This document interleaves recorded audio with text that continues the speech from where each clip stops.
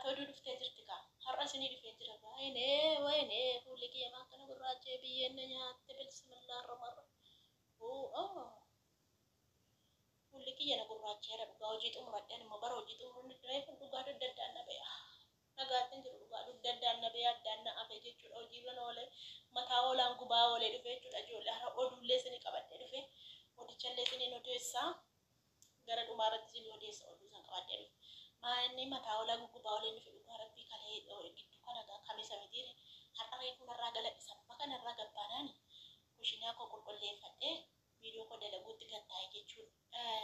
Ijoolleen gaaffii lakkoofsa na gaafattanii jirtu lakkoofsa kee nuu kennii naan jettanii yuutuubii nuu bali naan jettanii lakkoofsa keessanii qubeedhaan naa barreessaa warroonni isinii banaa jirus argaa jirtu waan ta'eef qubeedhaan naa barreessaa lakkoofsa keessan yoo Itoophiyaa jirtu ta'e duwwaa 9 jedhaati irraa eegala naa barreessaa. YouTube isiniif hin bana wallahi isiniif hin bana YouTube jechuudha aniyyuu mana rabaa keessa taa'e mana madaamii keessa taa'e jechuudha dhugaa waan malle waliin dha'ee jechuudha YouTube sanarratti na beektu tokko tokko ispoortii fa'aa hojjedha bara kanaaf na beektu waan ta'eef isiniif hin bana dhugaa dandeettii fa'aa amma dandeettiin qabu kaan dandeettiin qabu walumatti buusaan oola ijoollee bakka isa iddoo kan argadhe kaama duraan yeroo tafa barishii waliin dhaabettanii amma isa kaan irratti immoo ispoortii tokko hojjedha amma kan jedhu isiniif hin bana wallahi yuutuubiin hin herrega fila viidiyoo mataa keessanii hojjettanii jennaan deebitanii immoo dandeettii qabaachuu dandeessu amma ijoollee dandeettii qabdan fa'aa akkatti viidiyoo waraabdan dhabdanii fa'aa madaamiin fa'aan isin cannaxxee yookaan immoo sarratanya 2-3 fa'aa taatanii mana keessa hojjettu kana kanatu isin rakkisuu danda'a jechuudha. Gaafuma firii taatan yookaan immoo viidiyoo tokkokkii irratti waraabdanii gaafa moonii jala geessan viidiyoo 2-3-4 gadhiifattanii viidiyoo tokkokkii sana immoo jalaa kaaftanii moonii illee ta'uu dandeessu jechuudha. Kanaafiyyuu jennaan yuutuubiin bareedduudha maallaqa irra ga'an iyyuu muka abbaanitti bu'aa wallaahi hojii ijaartii kana kan beektu dhugaa akka isheen itti na waamtu lafa iyyuu nan geessu kana biraan bakka guyyaa hojjechaa oolee gaa yoo tokko dhokannee dhufee asii viidiyoo waraabbadhu malee waraabuun beektanii hojjechaa oola galgala garuu wallaahi hojiin hojjetu waan meeqa jira tiktookii dhaqee waraabu ammallee tiktookii iyyuu qabu iyyuu na dide shabakaan tiktookii na waraabu jechuudha dhugaa ijoollee rabbi eebbisetu tiktookii waraabee viidiyoo waraabee naa ergaa jira malee wallaahi viidiyoo tiktookii dhaqee waraabbadhee hin beeku ijoolleetu na waraaba asirratti iyyuu sila hammatu yeroo tokko viidiyoo tiktookii waraabee gannanni isaa yeroo tokko immoo viidiyoo kun saayidoo maqaa kanarraa haasa'a jechuudha. Kanaafiyyuu isiniif bana isin gargaara dhugaa rabbii dandeettii fa'aa qabaachuu dandeessu namoonni dandeettii haasaa qabdan jirtu walalloo namni waa hundayyuu namni qabu hin jira. Kanaafiyyuu isinin gargaara isiniif banee iimeelii mataa keessanii irratti hojjettu jechuudha. Kanaafiyyuu homa rakkina qabu lakkoofsa keessanii qaanfattu amma kun dhugaa rabbii isaatii kanatti daawwattee maali manjidhee dubartitti ma gubbaa kana dhiyeesse dubartitti ma fooqii kana naa qabsiiftee ittiin dhugaa rabbii hin kaasu nan du'e kan kaasu saatii kana sii kaasaa qonni adda amma ofii viidiyoo rakkadhee dalagachaadha maashinii kun amma waan xalabuuf jeebi manduuqetti yoo na waamuu bakka irraa xalabde hinnaa kun kaasu amma viidiyoo kana 10 dawwan hin kaasu maali haadhooti natti taphachuu barbaadde maashee ijoollee dhiifama dhugaa rabbii na aarsiti maashinii saatii kanatti daawwatan saatiin dadhabee dhufee intini ta'u maashinii haala hubannoofi dubartiin gubbaa kanaa akkasii isiniif hin banaa tokkommoo maallaan jettanii maaliif viidiyoo sa'idoorraa daladdanaa jettanii maaliif irraa daladdan maal ana bichaa dalagamoo sa'idoorraa viidiyoo sa'idoorraa ana bichaa dalagamoo hunduma kanatu dalaga sa'idoon itti dadhabee itti rakkatee waa meeqa ta'ee kaameraadhaan viidiyoo waraabuun ulfaata akka keenya kana silkiidhaan waraabnee teenyee odeessinuu miti kan isaa baay'ee ulfaata jechuudha. Dhugaa rabbii itti dadhabee hiriyoota isaa wajjin waa meeqa jiran beektu waraabee viidiyoo qophaa nyaachuudhaaf gadi buufattan itti fayyadamtu jechuudha. Ijoolleen tokko baay'ee rabbi isin nyaachisaa nyaattu amma biyyeen isin nyaatu amma maxxansinaa viidiyoo isaa fuutanii maaliif maxxansitu riyaakshinii irratti hin gootanii irraan dubbattanii maaliif viidiyoo isaa kan fuutanii qixxeen biyyeen siyaa nyaatu. Namni qophaa nyaachuu barbaada jechuudha. Barma maalii keessa jira? Qophaa nyaachuu barbaada. Viidiyoo isaa gabbuu godhanii qixxee isa wabiin waraabe, isa ayyuu waraabe, isa gaddan talli tokko fa'aa walti man isa namatti dadhabee waraabbatu gabbuufatanii geettee godhu. Isaanuun jiru Saidoon immoo waan daqiiqaa 2-3 riyaakshinii irratti goradhu naan jedhe. Gaafachuu iyyuu qabu bar. Gaafachuu iyyuu qabu amma ni akka ijoollee Amaaraatti ni ilaala amma Saidoo jedhi. Bar rabbitu nu kaase Saidoo jedhi. Wabii miti. Abbiidhaa fi sooretti akka ijoollee Amaaraatti nu hojjechaa jiru viidiyoo rabbachuu ol kaase dhugaa. Ruutaa Fabriishiin agarre akka isaatti viidiyoo bareechanii hojjetan ijoollee Amaaraa ilaalame akka isaanitti viidiyoo hojjechaa jiru. Deeggartoota isaan ilaala. Nuti warra Saidoo deeggaru warra Ruutaa Fabriishii deeggaru tokkuma dhaban. Isaanirraa barumsa baradhaa deemaati. Isaan maaliif irraa haasa'u? Ruutaa Fabriishii irraa maaliif haasa'u? Isaan jechuudha. Waan deeggaraniif waan jaallataniif miti. Anis waan jaalladhuuf qaba. Isin warrumti Oromoo kun yooma mana qeetaatu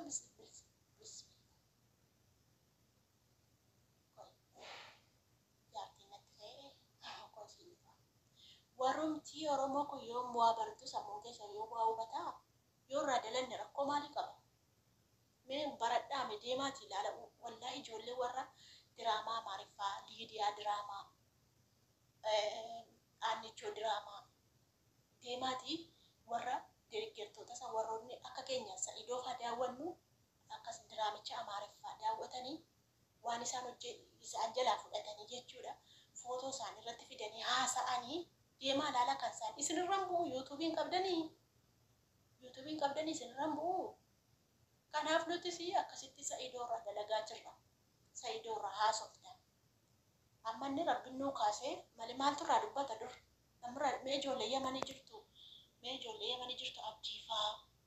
Viidiyoo kana agarsiiftee dubartiin gubbaarraa sun addaan duraa kuttee soorettiidhaa fi abbii jechuu kooti. Abbiidhaaf soorettii ilaalame bakka jiranitti ijoollee waraabanii gadhiisuu, tiktookilii fi illee seenuu, isallee waraabbatanii gadhiisuu ijoolleen jechuudha. Akkasumas immoo viidiyoo isaan waraabanii fidan irratti riyaakshinii hin godhu jechuudha. Kan viidiyoo isaan waraabanii fidanii gadhiisan itti dadhabanii maal jedhanii fidanii gadhiisan tufaa jira fayyama isaa gabbuufatanii inni kun hin ta'u haraama.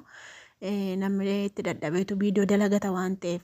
Kanaaf jechuudha ani waan hin jaalladhuuf irraa dalage malee dhiisee ijoollee Amaaraa irraa dalaguu nan danda'a jechuudha. Akkuma isinitti hime jechuudha ani ijoollee Amaaraa irraa baree Saidoo irraa illee haasa'uu jammaree jechuudha. Kuuwwanii amma fakkeenyaaf ijoollee Yamanii jiran jedhanii koopiraayitii irratti hidhatanii jiru jedhanii footoo isaanii irratti koopiraayitii hidhatanii jiru jedhan illee fayyadamee hin beeku jechuudha. Footoon isaanii koopiraayitii qaba jedhan osoo beekaniiti footoo isaanii irratti koopiraayitii hin godhan. Yoo nuti asii dubbanne yoo nuti asiin isaan faarsine isaan qeennetuyyuu namni irra guddeessa isaan ilaalaa jechuudha. Kanaaf mee ijoollee Amaaraa fayyadamaa ilaala. Namni koopiraayitii hidhatee jiru hin jiru dhugaa rabbii. Footoo isaanii finnee waraabne gadhiifnaa, viidiyoo isaanii gadhiifnaa, footoo isaanii hin fayyadamna mee ilaala. Eenyu koopiraayitii qaba beektu? Gurbaa Saidame eenyu Daani'eliitiin Joonii Daani'el. Isa bichaatu koopiraayitii qaba ture. Inni irraa kaase wallaahi hin kaase inniyyuu yooti viidiyoo isaa fayyadamte yooti footoo isaa fayyadamte koopiraayitii qaba ture inni jechuu isallee waraabee fidee gadhiisaa turan hin beektu yuutuuba isa tokko irratti. Kan kanaachi warri diraamaa hojjetanii riyaakshinii irratti godhanii deemaa isaanirraa baradhaa dhugaa. Maaliif irraa dubbattee maaliif irraa haasoftaa hojiin qabdu warri jettan hojii sirriitti hin qaba waan hin jaalladhuuf irraa haasee bakka dhugaan jiruun immoo dubbadha jechuudha. Ani Sumayyaa deeggara Saidoon deeggaru. Kanaafiyyuu nama tokko deeggartee nama tokko faarsuu dandeessa, nama tokko arrabsitee nama tokko faarsuu dandeessaa jechuudha. Deemaatii warra anarraan baratinaa deemaatii warra Amaaraarraa warra Soddaarraa baradhaa jechuudha. Isaarraa barachuu dandeessu. Warroota isinitti himaa jiru warroota isinii galee jiru miti warroota mataa qulfiitiin himaa jira malee warroota kaan miti. Warroonni jajjabeessaa jirtanii warroonni koomentiilee na barreessitanii waan jajjabinaallee na laachaa jirtanii galatoomaadha. Isiniif isinii galee jira waayyuutu warroota maayyimii koomentii wayyuu kireet godhattee jirtu kan nama arrabsitu kan jecha hin taane namaan jettu faanii iimeelii mayyuu maqaa isheetiin banattee jirtu jechuudha. Iimeelii arabii bantee silkii wajjin bittee itti laatte mana silkii faatti bananiifitu gaafa silkii bitatte isa fa'iin deemteetu nama arrabsiti jechuudha. Akkasii namoomaan beeknedha. Hinaaffaadha bar kun hundaa hinaaffaadha bar kan isaan haasofsiisu dhugaa rabbi hormi namatti hinaafu kunoo viidiyoo isaanii irraa hojjetu riyaakshinii irratti godhu mee deemaati isaan irraa barumsa baradhaa isinitti himuu hin danda'an dhugaa rabbi. Kan keenya Oromoon walitti naaftee wal xiqqeessu sobdee immoo abaluun maal ta'etti yeroo itti wal faarsitu kan akka itti tuffadhu dhugaa rabbi. Nama maaliiti Oromoon dhugaa rabbii? Nama bineensa dhugaa rabbii ofuma seetii walitti deebitee wal nyaatti. Namni yoo balleesse gorfatee wal deebisa malee waliin arrabsu. Du'aaf waliin kennu jechuu kan keenya du'aaf wallaatti jechuu sobdee boosii afaan bantee miidiyaa kanarraa. Utuu dhiira taatee boossee nama naarsu. Utuu dubartii taatee boossee nama naarsu jechuu sobdeetu boosii jechuu. Bakka dhiiraan naxxanii dhiirooti. Utuu nama taatanii jechuu garuu of akka abbaduuf namatti of agarsiisuuf immoo hin boosu keessaan immoo nama arrabsitu jechuudha. Akkasii hojiin Oromoodha. Hinaaffaadha kan hundaas haasofsiisee hinaaffaa dhugaa rabbiin isin hin jedha. Hinaaffaati isin kutachuudha ijoollee keenya Oromoo jechuudha. Warroonni kaanii galatooma dhugaa rabbiin isin haa eebbisu. Ani yuutuubii kanarra ittiin fayyadamuuf itti kan akka ittiin arrabsitee ijoolleen gaaffii adda addaatti dhiyeessitu. An ofii kooti itti fayyadamuuf miti inshaallah. Amma beeksisa hidhamee jira maallaqa herregaa jira. Gaafanni maallaqi guutee jedhu akkasumas immoo adiseensi sirreessaa jira. Ganaa piinii minaaminni waan deebuu jira gana lakkoofsa buukiitti guutaa gana poostaallee itti guuteen jira waa hedduu taafa jechuudha. Ji'a tokko booda hinuma xumurama jedheetii yaada yoo rabbi jedhee. Kanaafiyyuu ani waan hunda isaa isinitti agarsiisee dhugaa rabbi namatti ergee maallaqa kana akka inni hiyyeessatti hin gargaaramu godhaa jechuudha. Isinitti na arrabsitan kana boodeetti gaabbitu. Ani waan dubbiis hin dubbadhu waan nama aarsus hin dubbadhu. Zimbiloo bakka isheen lafumaa kaatee dhuftee nama arrabsiti kan amma nama hin geenyetu jechuudha. Kanaafi Saayidoo Raayyoon dubbadhe ani bakka barbaadee dubbachuu nan danda'a jechuudha. Isinin ilaallatu isinillee hin galchuu jechuudha. Nagaan turaa galatoomaa warroonni kaan ulfaadha kabajamaa ammallee.